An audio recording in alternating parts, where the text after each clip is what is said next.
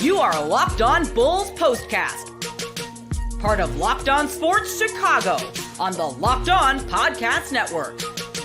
Your team every day.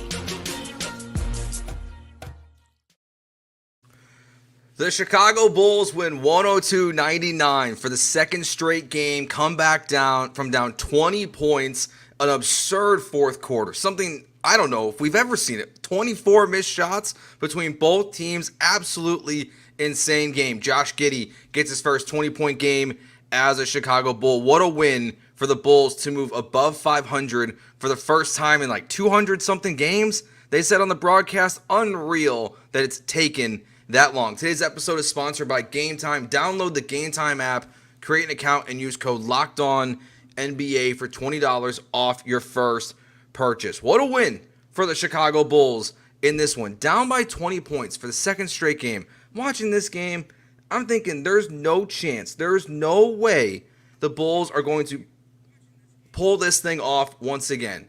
To do it 2 games in a row, the first time it's happened in the NBA since January of 2021, it was the Lakers. First time since at least 2001 that the Chicago Bulls did that. That's a weird stat. At least what? Like, did they not keep track of this before 2001? But the Bulls get the win, and that's what matters most. Above 500, absurd game from beginning to end. I mean, we saw interesting things in this game right at the top, and we'll get to that a little bit more with Josh Giddey, what he was doing with Nikola Vucevic. But this game, a wild one. For the Bulls to do this 2 games in a row, I mean, literally, we haven't seen it since 2001, like I just said, for the Bulls. But think about this. They start this game, it's 9-2 for the Orlando Magic. And you've got a team that you're playing against where Paolo Banchero is coming off the 50-burger. Zach LaVine himself's coming off 30.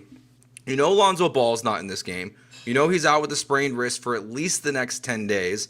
Doesn't sound like it's going to be much past that. We know that early in the game, all of a sudden they were throwing to Casey Johnson with breaking news that Jalen Smith was going to be out for the game with left knee soreness, an injury that was not what he was on the injury report for. So that happened in pregame. And we can see early on in this one that Zach LaVine gets dinged up, and he's nursing that shoulder throughout the entire game. But the Magic start off 9-2, and that leads to a 20-9 run in the first quarter. They get up to 33-18 after one, so they're up by 14 points. At some point, they get it back up to 20, and then it's 62-52 at halftime. Zach LaVine didn't score his first bucket in this game until there were 47 seconds left in the second quarter. That's where I want to. The Bulls have to find a way. Now, look, they've started really well. My immediate reaction as I'm watching this and getting ready for the show and seeing them make this comeback was, okay, I need to go back through the games so far this season and see what are the Bulls doing in the first quarter. Like, just, jogging the memory, making sure. Well, until the last 2 games, like, they've been pretty good in the first quarter so far. But last game and this one, it's been terrible. Can't buy a bucket, trying different things, just not working. And you're thinking to yourself, as we're all watching the game, is there's no way they're doing this again. But to get it back down to 10 points at the half, you feel like, okay, maybe there's some magic, no pun intended, against Orlando tonight. Patrick Williams, though, he's kind of the story in the third quarter and in the second half in this one. At one point, he hits back-to-back threes to get it down to 7 points in this game. He hit his third, obviously, at the very end there to make it 101-97. It was his third 3 of the half. So Patrick Williams, huge game for him. Ayo Dosunmu in this game, 5 for 5 off the bench, double-digit points in less than 11 minutes. When Lonzo's not playing, whether it's now because of the injury or it's a back-to-back, once he's healthy, he's going to be a huge factor for this team. We kind of knew that going into the season, expectation-wise, but Lonzo, you have questions about just like how this is all going to play out. And Ayo was great once again in this game. Kind of like Jalen Smith, even though he was out tonight, if you've been listening to the show and how much I love watching him play basketball, Julian Phillips is kind of rising up those power rankings. Not a ton of minutes, but he's a guy that when he's out there, it just feels like he's making a huge impact. So impressive win for the Bulls. If you're hanging out with us here on YouTube, thanks for watching. Make sure you hit that subscribe button, Locked On Sports Chicago, and the Locked On Bulls podcast feed on wherever you get your audio, whether it's Apple, Spotify, whatever. You can listen to that. We drop the audio right after the game as well. But Josh Giddey, we're going to deep dive into what he did today, but you can't ignore what he did in this comeback victory. I mean, he gave them the 3 to hit the lead. He looks so much more comfortable right now as a Chicago Bull than he did on the Thunder. The Thunder are one of those teams that you look at their roster, it's stacked. They tanked the right way. They loaded up on draft picks. They still have a ton on the way. But Josh Giddey was like, what's his role going to be on that team? And it's very clear what his role is here in Chicago, that he is going to be the lead guard on the Chicago Bulls.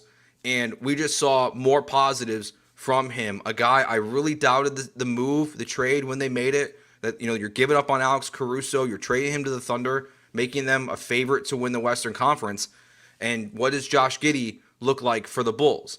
Now, one thing with this comeback, and we'll get into the fourth quarter later, because it was just, it would take 30 minutes to try to go through that entire fourth quarter. So we're going to kind of break this down into the positives, the Josh Giddey, and then the absurdness of the fourth. One thing at the end of the game I found very interesting, with 15 seconds left, Billy Donovan pulls out Nikola Vucevic out of the game, and it works for them.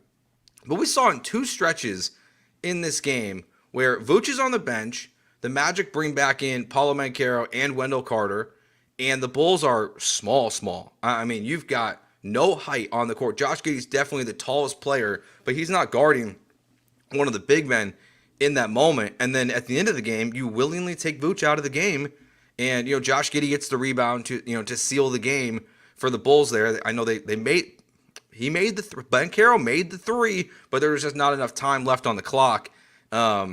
But it's just some interesting decisions in back-to-back games from Billy Donovan about how he's handling, these fourth quarter stretches. In the last game, it was coming back with your starters, and Patrick Williams is nowhere to be found. It's Lonzo and Ayo, running the show. And then this game, you take out Vooch with 14 seconds left, and you're willing, you give up your size against a very tall team. This was a team that, with the Magic, they have the size advantage against you in this game, but this is also the first time where I felt like watching the Bulls, I didn't feel like this season they were really terribly mismatched. I don't know if it was just box out, better effort, whatever it was, but between Vooch, who's double-double machine, again, Josh Giddey getting boards, Patrick Williams felt like he was more aggressive in this game on the glass as well. The Bulls did a really good job against the Magic size, and that's a big reason why they came back. And, one thing that's a clear trend also with the Bulls is the turnovers. We saw in the first quarter,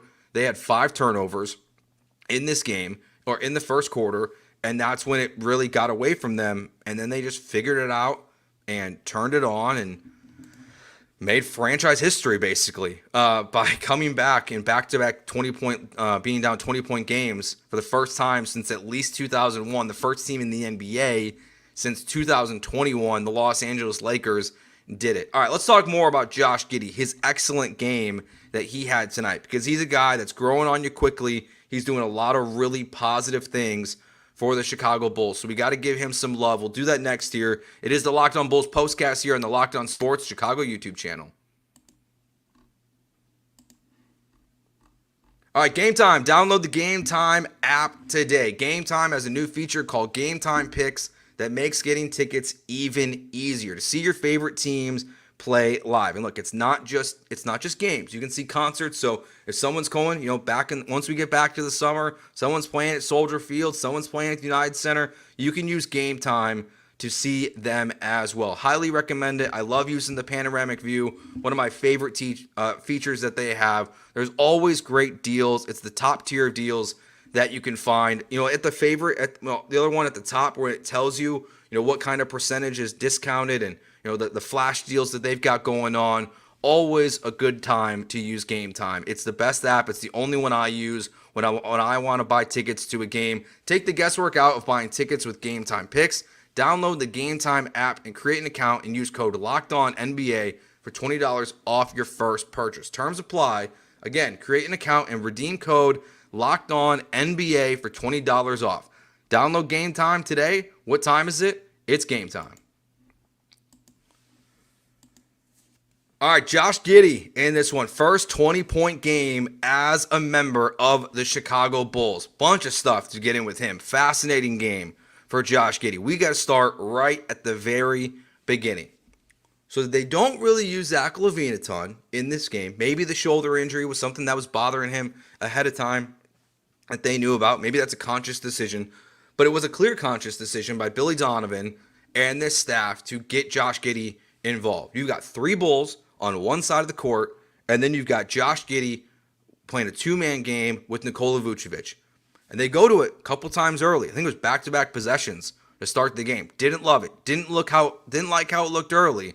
But they clearly want to get him more involved in the offense. So we saw it work better as the game went on. That this 2-man game that they're going to try to do is something that can be very effective. We saw the passing, that Giddey has. We know what he's got in his bag in terms of passing. He's a great passer. So what he can do with Vooch, because Vooch can go obviously to the paint, into the bucket. He can go to the 3-point line. Josh Giddey can go to the 3-point line, maybe. We'll talk about that here in a second. But that's an interesting kind of wrinkle, I think, for the Bulls offense this entire season, but specifically tonight. Maybe it was a mismatch thing that they felt like that they just had, that, maybe it's the size of Jalen Suggs or whoever was guarding him in that moment that they felt like they had to take advantage. But the more you get Josh Giddey involved, the more maybe we'll see that the passing lanes for him can open up even more. I'm going to jump to the very end of the game real quick for Josh Giddey, because something that we saw a lot when Lonzo and Zach LaVine were really clicking, and we saw it in the first game of the season when, there was the big alley-oop play. But the end of the game there, where Zach LaVine's on the baseline, and you see him kind of do this little motion to Josh Giddey. Zach LaVine cuts backdoor, Josh Giddey with the great bounce pass, and he goes up for the layup. I think that's one of the ones he missed. There were so many missed shots in the fourth quarter, I couldn't keep track. But that's another moment with Josh Giddey where it's like, okay, early on, first show, I remember saying, if you were listening, if you're not, if you hadn't yet, this stuff is, they were unprepared for the Josh Giddey experience a little bit, where he's going to be, hitting bounce passes and, throwing the ball from weird angles. We see a bunch. He kind of does this almost like MLB old school pitcher, like submarine pass across the court. So he's throwing the ball from all these different angles, and guys have to be ready for it 24/7. And if we see that connection with LaVine, someone that we know is a willing cutter to the basket, that's going to be a lot of fun to watch this season. Having Giddey and Lonzo, this kind of has it's playing out. Not that they're going to be the exact same guy, but kind of feels like it. Like that they're a similar mold, that you can have 2 guys who can be great passers for the Chicago Bulls. So a big one. He's 10 for 17. I think that's how it ended. 10 for 17 on the season from the 3-point line. Not something we thought Zach Giddey had in his bag. The first game, my immediate reaction to the 3 in the corner that he took, the first one was, hey, at least he's got the confidence to take it. But since then, and specifically tonight in this win over the Magic, his shot looks good. If that's something he can give you, it elevates this Chicago Bulls offense to a whole other level if he can just be dangerous. Because we saw with the Magic, with the Thunder, they didn't treat him opponents didn't treat him like Draymond Green, or maybe how the Bulls should have treated Marcus Smart the other day when he was 0 for 11. But you would see teams sag back and not take Josh Giddey seriously. Well, pretty much that's over at this point. Unless he goes on an all-time cold streak the rest of the season, Josh Giddey is now a threat from the 3-point line, and he's taking the shots from all over the place in different areas, in different methods. Some of them are pull-up J's. Some of them are catch and shoot. He's doing a little bit of everything. So that's a huge win for the Chicago Bulls right now. And we're 5 games into the season. But right now, if you're going to, keep score like a boxing match, you're going to put Josh Giddey was right against the Oklahoma City Thunder and saying that coming off the bench was a bad idea. It might not continue like this forever, but the Bulls at worst this season, I think we can confidently say 5 games in, is they're going to be a fun basketball team. That they're going to be a team that night in and night out, you never know what you're going to get with the Chicago Bulls. You might get absolute chaos where they are throwing the ball all over the place and just turning it over, or now they're down by 20, and for the next 78 games or whatever's left in the season, 77 games left in the season, they're now can't turn off the television because they've come back down 20 in back-to-back games. So a lot of credit to Josh Giddey and what he's doing and the way they're using him. I just like what Billy Donovan is trying to do. And I mean, for Giddey to hit that three to give them the lead, in this game, you're getting contributions from so many different guys. Kobe White, he's, kind of a quiet, 21-point night for the Chicago Bulls. I think he was 4-10 from the 3-point line. It was not what we saw a couple games ago where he and Zach are just raining threes nonstop. But this is a win for Josh Giddey. This is a win for the Bulls and what he's looked like. And I'm just curious what the evolution of this team is, because once Lonzo's healthy, because it doesn't seem, it's just a sprained wrist, like this is not a knee injury. If you missed it, he'll be fine. But once they're on the court together and rotating with each other, just like how dynamic this team can be. Another note with just the comeback and what Josh Giddey and this team was doing, they've talked about pace so much and that they need to pick it up this year and play differently and get up more shots. And even when they were, charging back in this game, I thought they played at a much different pace in this one. Maybe it is just the two-man game that we're seeing with Giddey and Vooch, but it felt like they were slowing the ball down a lot more in this one. And I thought they just did it effectively. So kudos to just the coaching staff for adjusting on this one. I mean, you look at their win total their wins so far, they're impressive. I mean, you beat the Grizzlies. Yes, it's without Ja Morant. You beat the Bucks. And then you win tonight against the Magic, who are going to be one of the 4 best teams in the Eastern Conference. The Bulls' schedule has not been filled with any really bad teams so far. Even though the Pelicans didn't have Zion, you were good for 2.5 quarters of the 4 in that one before you let it get away from you. So the early returns on the Chicago Bulls this season are much better than we thought they were going to be. Just going to be a lot of fun. It's funny, last time I saw a side story with this one, the last time I saw the Orlando Magic play in person was, and that's ironic because of what's coming up this week or next week, but last time I saw the Bulls play the Magic was on Election Day in 2012. I remember being with my buddies and everyone was downtown for the celebration that was going to happen, and we looked at Bulls Magic tickets and they were $8 to go see. So that was the last time I saw the Magic play in person. So it's been quite a while, but it was a fun one at the UC tonight and a good win for the Bulls. Absurd win. Absurd what happened in the fourth quarter. And we got to get into it because I've never seen anything like that before, ever. I've watched a lot of basketball. When I was in college, I covered high school basketball. I covered Julie Okafor. I covered Jabari Parker. Watched those guys come up. Jalen Brunson, a bunch of NBA studs. Well, at least one. The other two, not so much. But saw a bunch of high school basketball get played. Covered a lot of college basketball. Covered Northwestern basketball for a while at the early stage of the Chris Collins era when things were really bleak. And I'm not sure I've ever seen two teams go 0 for 24 to start a fourth quarter. We'll get into that next. My name is Joe George. If you're listening for the first time, you can hit me up on Twitter at JoeGeorge92. To me, it's a new account separating church and state here from my normal day job and my work here at Locked On Sports with Locked On Sports Chicago. So we do all of our Chicago content. We'll be on that Twitter, but Instagram, TikTok at Joe George Radio. Let's talk about that fourth quarter next year on the Locked On Bulls postcast on the Locked On Sports Chicago YouTube channel. All right, just want to give a reminder here before we get back into the content, what we're doing here at Locked On Sports Chicago. We are doing postcast shows for every single Bulls, Cubs, Notre Dame football, and Bears game. So make sure you hit that subscribe button on YouTube if you're listening on audio. Thank you for being subscribed to the audio channel as well. But come on over to YouTube, hang out with us live. We go for about 25 to 30 minutes. We'll take your comments as we will here in the next segment. But we're live all the time. After every single game, my plan is to do them rain or shine, 9 p.m. tip-off. It does not matter. Cubs day game, we will figure it out. We will be live here on Locked On Sports Chicago. So make sure you hit that subscribe button. Find me on social media, like I said, on Twitter or X, at JoeGeorge92, whatever you want to call it, Joe George Radio on Instagram and TikTok. And don't forget, if you're not subscribed to the Locked On Bulls, Cubs, Bears, and Irish YouTube channels for their content, make sure you do that as well. All right, the fourth quarter. What in the world did we just watch? As Zach says here, more bricks than the outfield of Wrigley. Yep. Unbelievable. 0 for 24 to start the fourth quarter. I'm glad the Bulls won this game. I don't know what the tone of this show is. I'm just laughing. They're laughing on the broadcast. Adam Amin and Stacey King are cackling on the broadcast watching this absurdness fall through. It's 0 for 24.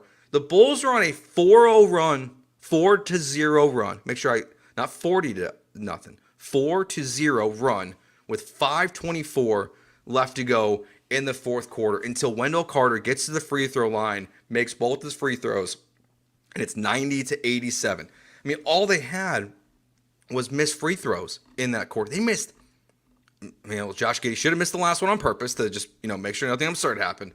But they missed 8 free throws, the Bulls did. They're kind of lucky to win this game. And at the end of the day, I will say that the Bulls they're lucky to win and come back down from 20. When you're that bad in the fourth quarter, thankfully the Magic were worse. I know when it was 0 for 24 run, it was the Bulls were 0 for 10, and the Magic, I believe, I think it was 0 for 10 to 0 for 14 at the time. So just nobody. It did not matter if they drove to the bucket. It did not matter if they took a three-point shot. Kobe White took a three-point shot that was nearly from the logo, trying to get it to go in. Neither team could buy a bucket to save their life in the fourth quarter. And then, the absurdness doesn't really stop there. The Bulls get their first bucket of the game, of the fourth quarter, with 4 minutes and 48 seconds left to go. Patrick Williams forces the turnover, and Io, is just zooming down the court for the layup. The Magic respond, get theirs back with 4:17 in the fourth quarter. Just a wild, absurd thing. Like I said, I keep saying it, but I've never seen it before. What the Bulls are doing, it's an interesting season. They have tied the franchise record for most three-pointers. They nearly tied it 2 games before that. They were at 23. Then they tied at 25, most franchise record for three-pointers. Now they got back-to-back games being down 20. You've got Zach LaVine, now number 2 all-time in three-pointers in Bulls history. Kobe White is 3rd, passing Ben Gordon. What an odd season for the Chicago Bulls to start the year. And then you got a bunch of injuries to go with it. And then the fourth quarter absurdness, it doesn't stop. You've got the play here where Nikola Vucevic there's a rebound, he goes up for the tip, right? And then it's touched, it's thrown off a Magic player's head. I think it was Banchero. And he tries to just tip it into the backcourt to get it to LaVine. They call over and back because they say it was a pass, which it was. It was the right call. The Bulls didn't lose, so at this point, there's nothing to be wrongly upset with the referees. But that happens. And then a couple seconds later, it feels like, Zach LaVine comes down the court, drains a 3, game over. But they say Nikola Vucevic stuck out his leg, and they called an offensive foul on the screen. What is happening as this game is going on? I've never seen anything like it. I hope we never see it again. It was funny one time. I'll say that. It was funny once. I don't want to see it twice.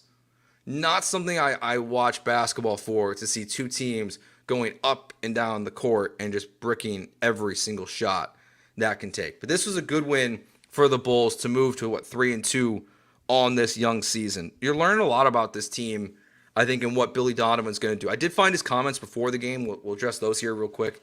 Really interesting. A really long and honest answer about Modest, and that he is not going to just be, spoon-fed minutes in this rotation, that he is going to be a guy that's going to have to earn his minutes as the season goes on. He did reference the G League, which we've talked about a couple times here now, where he's just not playing a ton. I don't even know. I'm pulling up the box score right now. I'm guessing he played 6 minutes in this game tonight, and it's not for lack of effort when he's out there. I mean, he's trying to put up the shot. He played 4 minutes in this game. 0 for 1, no other stats. No rebounds, no assists, but out there for 4 minutes. So we're just not going to see a ton of him this season. He's just not going to be a guy. I mean, you got Torrey Craig, coming into this game at the end when they're taking Vooch out for some reason, and they're playing small because of the Jalen Smith injury. He's playing 3 minutes instead of Modest. So they clearly just are not at the point yet, which they shouldn't be. He's 19 years old, where they aren't ready to move him up into the Bulls rotation. So hopefully the sooner the better, just to send him down to the G League. I don't really see the point in a guy that is that young being on the roster. I know we're only a couple games in the season, but to be on the roster and to just not play at all just feels not beneficial for me. I mean, seeing that Lonzo was out. Then you get the Jalen Smith news in the first quarter. My immediate was like, oh, like maybe we'll see Modest play a little bit more in this one. And he played, I think, his least amount of minutes in a game this season. So clearly just not part of the Chicago Bulls plans right now. Trying to think, Zach LaVine, like 11 points, 2 for 9. Biggest question for him is how's that shoulder? Like that's not something the Bulls can obviously withstand. And that is something that's tough with this team, that when you talk about Bulls expectations for a season, you have to factor in what we're seeing play out in front of us, which is an unfortunate Lonzo Ball injury, which he played through most of the game. They said he sprained his wrist in the first quarter of that last game. He's out for the next at least 10 days. And then, Jalen Smith, hurting your knee while warming up is not something you want to hear. Now, we know there's fibbing. Like, if you're a sports fan, like obviously you're watching this or listening to this, teams fib. So maybe the injury report before the game wasn't totally straight up, and maybe there was a knee that was bothering him, and they just didn't put it on there because he was already on the report, and it just got worse. But between those two guys who are really good role players on this team, and then still your best player on the court, Zach LaVine, dealing with that shoulder injury, honestly, it wouldn't shock me if when they play on Friday that he's not out there and they just give him that day off. And it's just, you're playing the Brooklyn Nets.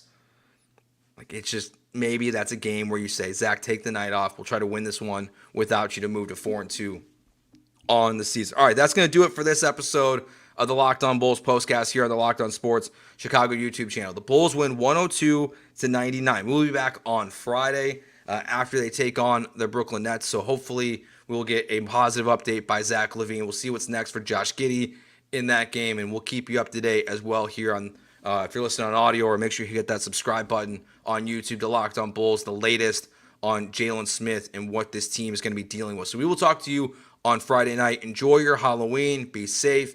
If you got young ones like I do, enjoy trick-or-treating. Can't wait for it this year. Going to be a fun time. Couldn't get the kid dressed up as a Bulls player just yet. He's got to be he was a firefighter last year, and this year he's going to be a Pirate. So maybe next year we'll get him to be a Chicago Bulls player. Get him in a Derrick Rose jersey or a Michael Jordan jersey out there. So follow me on Twitter at JoeGeorge92, on Instagram, TikTok at JoeGeorgeRadio. We will talk to you on Friday night after the Chicago Bulls take on the Brooklyn Nets. Have a good one.